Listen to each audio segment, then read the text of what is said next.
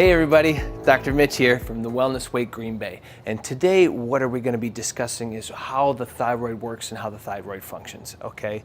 So the thyroid, what it actually does in our body is it's our thermostat. It regulates how our body works and how our metabolism works.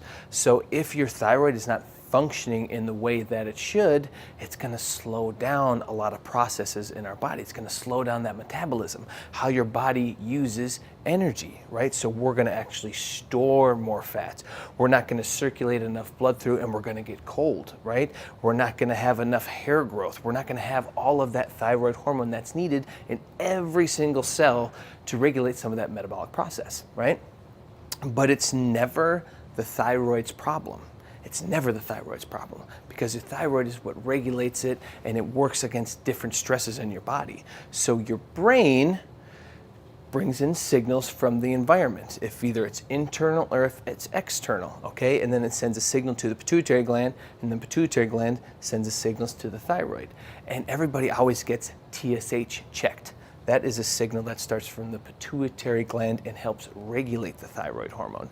It's not even a real true thyroid hormone, okay? So in the thyroid, there are T1, T2, T3, T4 that get made.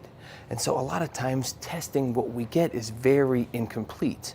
And so taking a look at T4 and T3, which T4 is the most abundant thyroid hormone that we have, it's made in the thyroid. It gets inside the cell, and then it uses iodine and uses other enzymatic processes, and then that T4 is then kicked back out and circulated out through the bloodstream, okay? And then it goes and functions through the liver, where it gets converted to T3. Now, T3 is important because that's its active form. That's what your body uses, okay? That's what's used in your bloodstream. That's what's used in all the other different type of cells in your body. So if we're lacking some of that T3, that's not gonna get into the cells, and your body's gonna start slowing down.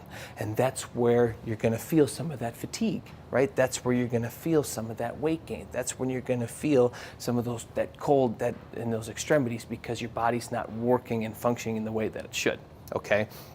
And a couple things that actually stop that thyroid from converting to T4 to T3. One major thing is stress, okay? Cortisol, that mental stress that happens, it blocks the conversion from T4 to T3. So if you are taking a levothyroxine or a Synthroid or some sort of artificial thyroid hormone, you don't have a problem with the production. You're making enough of that hormone. It's just the conversion of that, and it's not getting through the body. Also, if you have really, really high estrogens, because that stress is so much, which then converts testosterone into estrogen, because that sugar speeds up that process. So you're gonna have more and more higher estrogens, and that estrogen takes up binding sites on that thyroid, and your thyroid, again, is not gonna function the way that it should, okay? And then that's all signals that get sent through from the external environment to the internal environment, and how it regulates in the communication from your brain and your nervous system to your hormones, okay? Because your nervous system is what controls all the function. It's what controls and regulates the different signals that we get from inside our body and outside our body.